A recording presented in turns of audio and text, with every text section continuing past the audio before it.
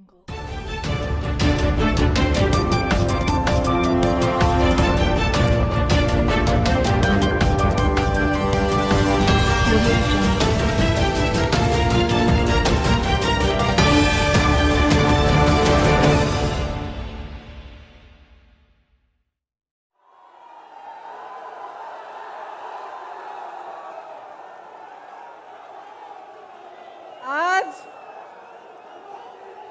नवरात्रि का चौथा दिन है। मैं व्रत हूं, तो मैं मां की स्तुति से शुरू करना चाहती हूं। या देवी सर्वभूतेषु शक्ति रूपेण संस्थिता नमस्तस्यै नमस्तस्यै नमस्तस्यै नमो नमः। सर्वमंगल मांगल्ये शिवे सर्वार्थ साधिके शरणे त्र्यंबके गौरी नारायण नमोस्तुते। मेरे साथ कहिए जय माता दी, जय माता दी, जय माता दी। मैं उपस्थित सभी नेतागण को यहाँ पे मैं उनका स्वागत करना चाहती हूँ। श्री भूपेश बघेल जी, श्री अजय कुमार लल्लू जी, श्रीमती आराधना मिश्रा मोना जी, श्री दीपेंद्र हुडा जी, श्री प्रमोद तिवारी जी, श्री सलमान खुर्शीद जी, श्री पीएल पुनिया जी, राजेश मिश्रा जी, अजय राय जी, श्री इमरान प्रतापगढ़ी जी, प्रदीप माथुर जी, विवेक बंसल जी, प्रदीप जैन आदित्य जी, दीपक सिंह एमएलसी जी, जितेंद्र सिंह एक्सएमपी, कमल किशोर कमांडो जी, किशोरीलाल शर्मा जी, मोहम्मद मुकीम जी, नदीम जावेद जी, राकेश सचान जी, सुप्रिया श्रीनेट जी, सोहेल अंसारी जी, जफर अली नकवी जी, पंकज मलिक जी, ब्रिजलाल खाबरी जी, श्री अनुग्रह नारायण सिंह जी, उपस्थित प्रदेश कांग्रेस के कमेटी के पदाधिकारी, फ्रंटल विभाग प्रकोष्ठ के पदाधिकारी, सभी जिला शहर अध्यक्ष, युवा, किसान, महिला और मीडिया के मेरे साथी, आप सबका इस सभा में बहुत बहुत स्वागत। जैसे मैंने कहा, नवरात्रि चल रही है। इस समय मुझे उचित लगा कि मैं आपसे अपनी दिल की बात कहूं। जो सच्चाई मैंने उत्तर प्रदेश में पिछले 2 सालों से देखी है, जब से मैं यहाँ पे काम कर रही हूँ, वो सच्चाई मैं आपके सामने रखना चाहती हूँ। शुरू में जब मैंने यहाँ काम करना शुरू किया तो एक घटना हुई यहाँ से कुछ ही दूर सोनभद्र में। इस घटना में 13 आदिवासी खेत में काम कर रहे थे। जब पुलिस प्रशासन की सहमति से कुछ लोग उनकी ज़मीन लेने की कोशिश कर रहे थे, वो लोग आए, ट्रैक्टर जीप लेके आए और उन्होंने मारपीट की, गोली चलाई और 13 आदिवासियों को शहीद किया। सोनभद्र में नरसंहार हुआ। जब मैं उनसे मिलने गई तो मेरे मन में एक बात बहुत स्पष्ट मुझे लगी। जिस परिवार के पास मैं जा रही थी, वे कह रहे थे हमें मुआवजा नहीं चाहिए, हमें पैसा नहीं चाहिए किसी सरकार का, हमें न्याय चाहिए। लेकिन दीदी, हमें न्याय की उम्मीद नहीं है। उसके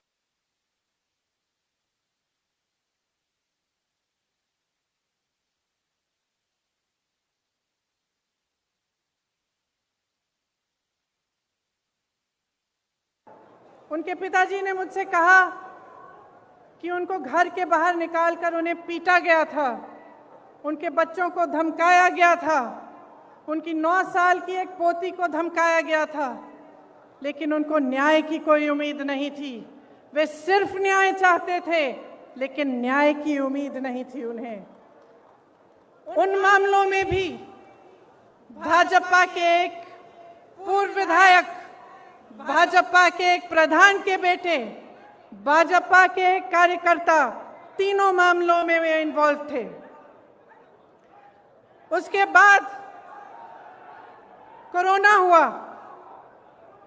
कोरोना के समय जहां जहां से रिपोर्ट आई, वहां से वही रिपोर्ट आई कि जनता त्रस्त है, परेशान है और सरकार मदद के बजाय आक्रामक हो गई है। जो भी सुविधाएं थी, अगर कोई कहता था कि मेरे पास सुविधा नहीं है, मेरे पास ऑक्सीजन नहीं है, कोई अस्पताल ने कह दिया कि ऑक्सीजन खत्म हो रहा है, तो सरकार उन पर आक्रमण कर रही थी।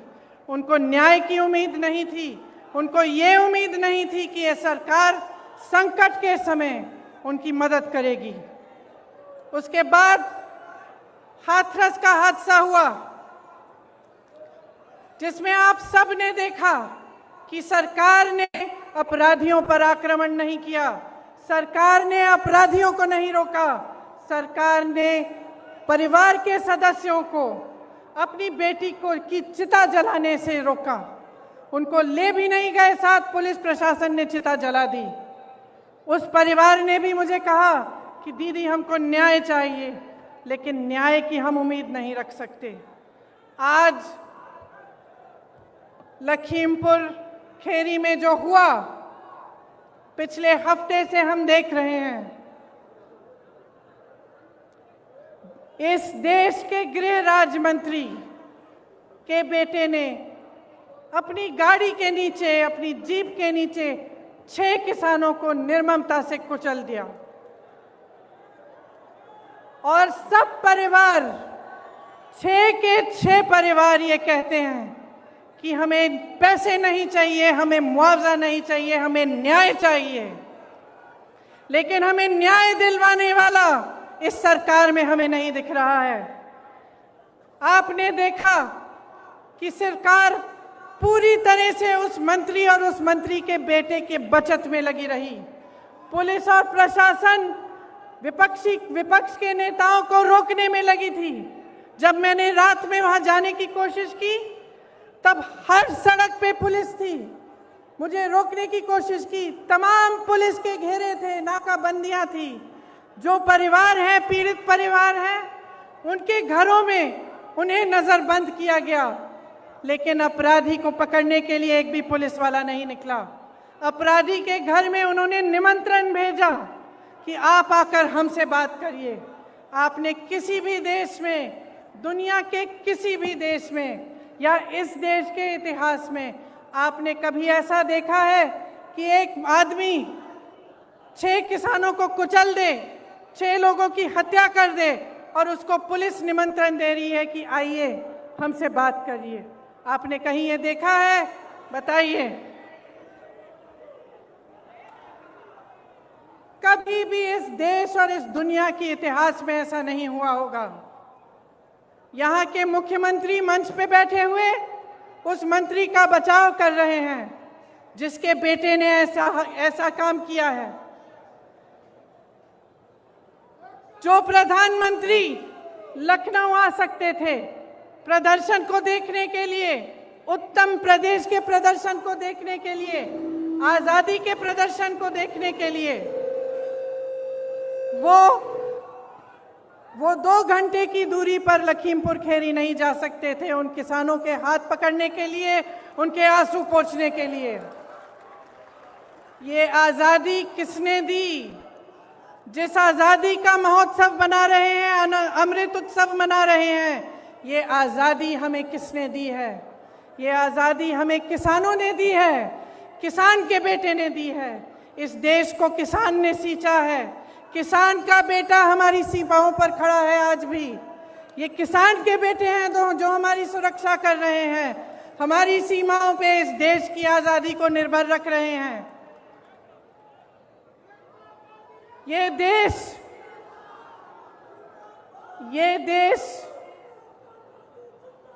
ये देश क्या है? ये देश एक आस्था है, एक उम्मीद है। इसी न्याय की उम्मीद पर इस देश को आज़ादी मिली। जब महात्मा गांधी जी आज़ादी की लड़ाई लड़ने के लिए गए तो उनके दिल में ये था कि मेरी जनता को, मेरे लोगों को, मेरे देश के किसानों, दलितों, मेरे देश की महिलाओं को, देश के गरीबों को न्याय मिलना चाहिए। न्याय पर हमारा संविधान आधारित है, लेकिन इस देश में न्याय की उम्मीद सब छोड़ चुके हैं। तो मैं आपसे कहना चाहती हूं कि जब लखीमपुर खेरी में मैं शहीद नक्षत्र सिंह जी के घर गई, उन्होंने मुझे बताया कि उनका बेटा सीमा सुरक्षा बल में दाखिल हुआ है। जब मैं अगले परिवार से मिलने गई तो मुझे बताया गया कि उनके तमाम भाई बहन सेना में देश की सुरक्षा करते हैं। जब मैं रमन कश्यप पत्रकार के घर गई, मुझे बताया गया कि उनको काम करते करते मारा गया, उनको जीप के नीचे कुचला गया क्योंकि वो वीडियो ले रहे थे, सच्चाई दिखाना चाह रहे थे। सारे परिवारों ने यही कहा कि हमें न्याय मिलने की उम्मीद नहीं है। तो अगर हमारे देश में कोई कुचला जाता है, किसी के प्रति हिंसा होती है, किसी पर अत्याचार होता है और उसको न्याय मिलने की उम्मीद नहीं होती, तो किसके पास जाएगा? अगर सरकार, मुख्यमंत्री, प्रधानमंत्री, गृह राज्य मंत्री, विधायक सभी मिले हुए हैं, सभी अपनी पीठ मोड़ देते हैं उनकी तरफ, तो किसके पास जाए जनता और क्या करे? आप जानते हैं कि किसान ने 9-10 महीनों से एक आंदोलन जारी रखा है। 300 दिन से अधिक ये आंदोलन चला है। इसमें 600 से अधिक किसान शहीद हुए हैं। क्यों कर रहे हैं ये आंदोलन? ये आंदोलन इसलिए कर रहे हैं क्योंकि ये जानते हैं कि ये सरकार के जो 3 कानून हैं, उनके जरिए उनकी आमदनी, उनके खेत, उनके फसल सब इस सरकार के खरबपति मित्रों के पास जाने वाली है, उनके कब्जे में होने वाली है। मोदी जी के अरबपति मित्रों ने पिछले साल हिमाचल से सेब 88 रुपए किलो में खरीदा था। इस साल वही सेब 72 रुपए किलो में खरीद रहे हैं और सबकी मजबूरी हो गई है कि वो सेब का दाम घटाएं। किसान की लागत बढ़ गई है, क्योंकि फसल की कीमत तय करने का फैसला अब खरबपति कर रहे हैं। इसीलिए मनचाहे ढंग से कीमत घटा दी गई। ये स्थिति पूरे देश में होगी। जब इनके कानून लागू होंगे तो आपकी खेती, आपके फसल सब आपसे छीना जाएगा। मोदी जी ने जो आंदोलन कर रहे थे उन किसानों के बारे में क्या कहा? उन्हें आंदोलनजीवी कहा,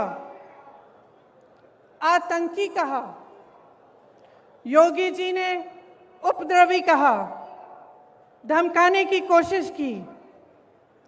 इसी गृह राज्य मंत्री ने धमकाकर कहा कि मैं 2 मिनट में तुम्हें सबक सिखा दूंगा। आंदोलन करने की कोशिश की तो 2 मिनट में सबक सिखा दूंगा। दुनिया के कोने कोने तक हमारे प्रधानमंत्री घूम सकते हैं, अमेरिका जा सकते हैं, जापान जा सकते हैं, देश देश में भ्रमण कर सकते हैं, लेकिन अपने किसानों से बात करने के लिए अपने घर से मात्र 10 किलोमीटर दूर दिल्ली के बॉर्डर तक नहीं जा सकते।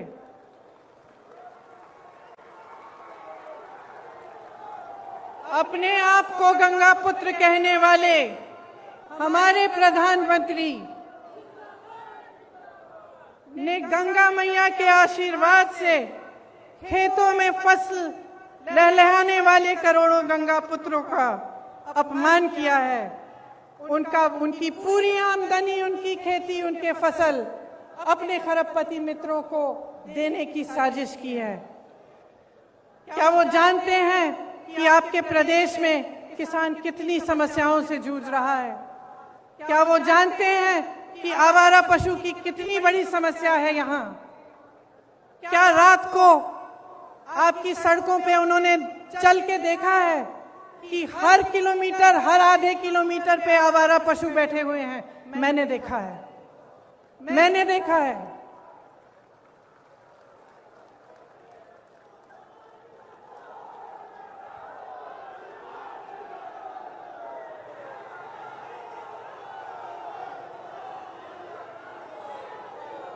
किसानों की बिजली के दाम 3 बार बढ़ा चुके हैं।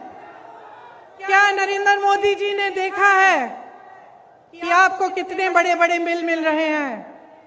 कि जब आपको बिजली नहीं मिल रही है फिर भी आपको बिजली के बिल मिल रहे हैं। क्या प्रधानमंत्री जी ने देखा है, कुछ कहा है इसके बारे में? प्रदेश का हर परिवार त्रस्त है, दुखी है। धान और गेहूं का दाम नहीं मिलता, यूरिया खाद बेहद महंगा हो गया है, जीएसटी, खेती के जो खेती में काम करने के इंस्ट्रूमेंट होते हैं उन पर भी जीएसटी लगा रखी है। 100 रुपए का पेट्रोल, 90 रुपए का डीजल, 900 रुपए में रसोई का गैस,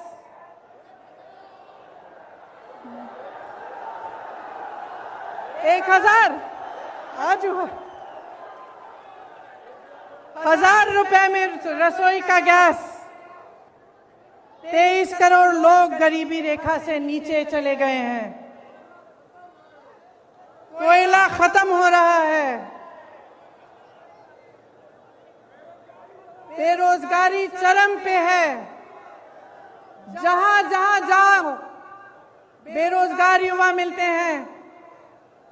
परसों मैं लखनऊ की एक बस्ती में गई।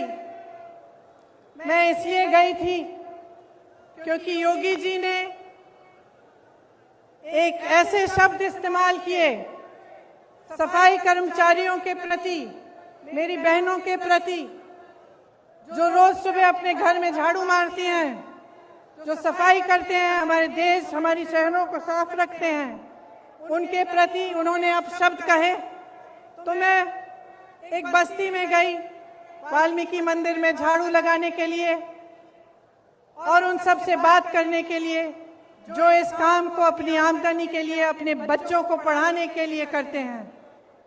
उन सब ने मुझे बताया, मैं घर गई, घर घर गई, एक घर से दूसरे घर गई, हर घर में मुझे बताया, अपने युवा बच्चे मेरे सामने लाए। किसी ने एमए किया था, किसी ने बीए किया था, किसी ने आईटीआई किया था, किसी के पास नौकरी नहीं थी, किसी एक का रोजगार नहीं था। और जो रोजगार कर रहे थे, जो सफाई कर्मचारी थे, उनका वेतन महीनों से नहीं बढ़ाया गया था। दुखी है जनता, त्रस्त है, नाराज भी है और नाराज होना चाहिए, क्योंकि जिस समय आप इन परेशानियों से गुजर रहे हैं, आप संघर्ष कर रहे हैं, उसी समय प्रधानमंत्री जी के खरबपति मित्र करोड़ों रुपए कमा रहे हैं। 1000 करोड़ रुपए से ज्यादा दिन में कमाते हैं और आपकी आमदनी एकदम बंद है।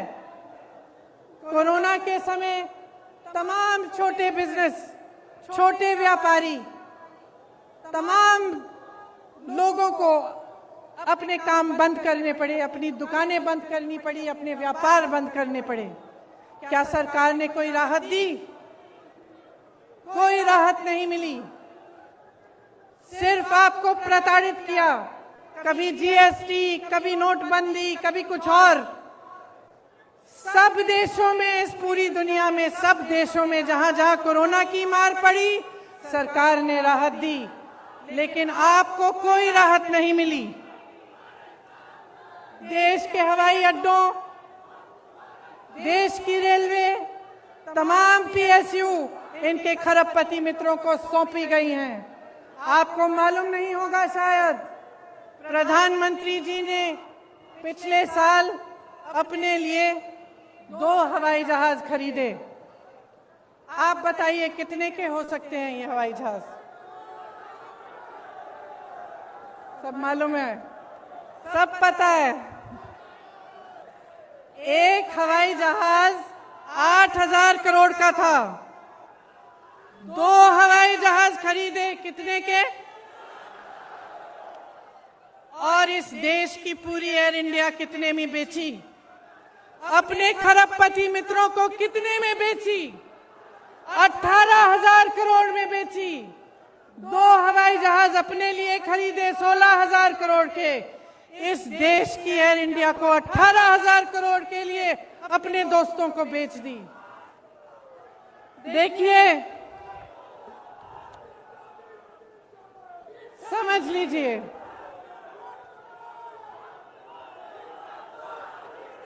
समझ लीजिए, जब जब मैं बात करती हूं लोगों से, जब मैं लोगों से बात करती हूं, एक बात उभरती है कि हाँ, कुछ हो नहीं रहा है, कमाई नहीं है, रोजगार नहीं है, किसान त्रस्त है, नदियों के पास रहने वाला निषाद त्रस्त है, दलित त्रस्त है, महिला त्रस्त है, सब त्रस्त है। लेकिन दीदी, एक बात है कि मीडिया में बहुत आता है कि हम सुरक्षित हैं। तो मैं पूछना चाहती हूं कि क्या आपको सच्चाई दिख नहीं रही है? इस देश में सिर्फ 2 तरह के लोग सुरक्षित हैं आज। एक, जो भाजपा का सत्ताधारी नेता है वो, और दूसरा जो उसका खरबपति मित्र है। सिर्फ 2 तरह के लोग सुरक्षित हैं। इस देश में कोई धर्म का व्यक्ति सुरक्षित नहीं है, किसी भी जाति का व्यक्ति सुरक्षित नहीं है। इस देश में ना मजदूर सुरक्षित है, ना मल्ला सुरक्षित है, ना निषाद सुरक्षित है, ना दलित सुरक्षित है, ना गरीब सुरक्षित है, ना अल्पसंख्यक सुरक्षित है, ना मेरी महिला बहनें सुरक्षित हैं। इस देश में सिर्फ प्रधानमंत्री, उनके मंत्रिमंडल के लोग, उनकी पार्टी के लोग जो सत्ता में हैं वो सुरक्षित हैं, और उनके जितने भी खरबपति अमीर मित्र हैं वो सुरक्षित हैं। इस बात को सही ढंग से पहचानिए। ये देश नष्ट हो रहा है, इस बात को पहचानिए। जितने भी इश्तिहार बस स्टैंडों पे लग रहे हैं, बड़ी बड़ी होर्डिंग्स लग रही हैं, इनके पीछे जो सच्चाई है आप जानते हैं। आप जी रहे हैं उस सच्चाई को, आपका अनुभव है। आप बताइए, आपको फसल का दाम मिलता है? गैस सिलेंडर मिलता है आपको? भर पाती हैं आप? आपके बच्चों को रोजगार मिलता है? तो सच्चाई क्या है? और इस सच्चाई को बोलने से लोग डर क्यों रहे हैं? किस चीज से भय है? क्या हो जाएगा? समय आ गया है, चुनाव की बात नहीं है, अब देश की बात है।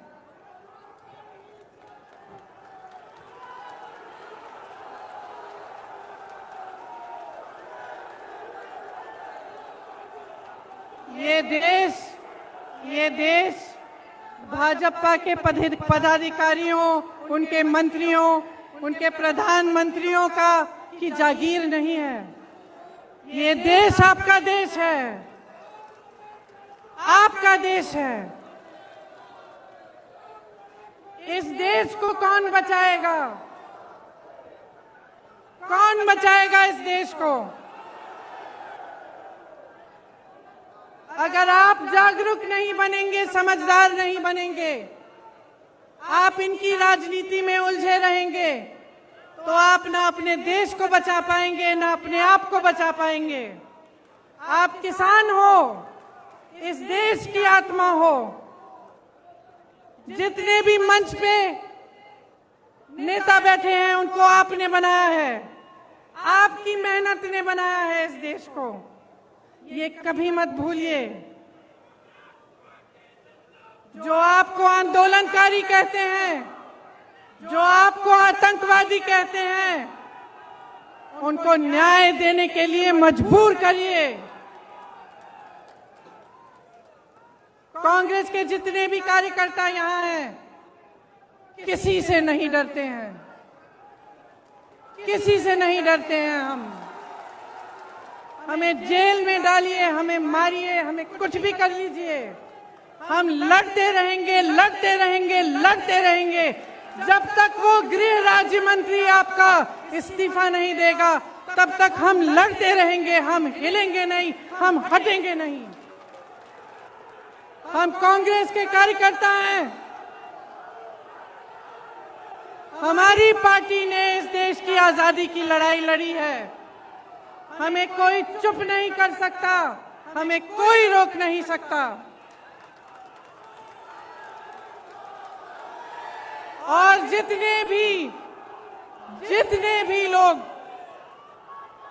मेरी बातों को सुन रहे हैं, चाहे आप यहाँ मौजूद हैं, चाहे आप टीवी पे देख रहे हैं, अपने अंतर्मन में झांकिए, अपने अंतर्मन में झांकिए और अपने आप से सिर्फ एक सवाल पूछिए, सिर्फ एक सवाल पूछिए कि जब से ये सरकार आई है, इन पिछले 7 सालों में क्या आपके जीवन में तरक्की आई है कि नहीं? क्या विकास आपके द्वार पे आया है कि नहीं? जो वचन आपसे किए थे वो निभाए गए हैं कि नहीं? सिर्फ ये एक सवाल पूछ लीजिए और अपने ही मन में ईमानदारी से इस सवाल का जवाब दीजिए। और अगर इस सवाल का जवाब यही है कि आपके जीवन में तरक्की नहीं हुई, तो आ जाइए, मेरे साथ खड़े होइए, कंधे से कंधा लगाइए और लड़िए। बदलिए इस सरकार को, परिवर्तन लाइए, अपने प्रदेश को बदलिए, क्योंकि मैं तब तक नहीं रुकूंगी जब तक यहाँ पर परिवर्तन आए। मैं आप सबको बहुत बहुत धन्यवाद देना चाहती हूँ कि आप यहाँ आए, इतनी धूप में मेरा इंतजार किया। आप सबको नवरात्रि की बहुत बहुत शुभकामनाएं। जय माता दी, जय हिंद, जय किसान, जवान जय किसान, जय जवान, जय किसान, जय जवान।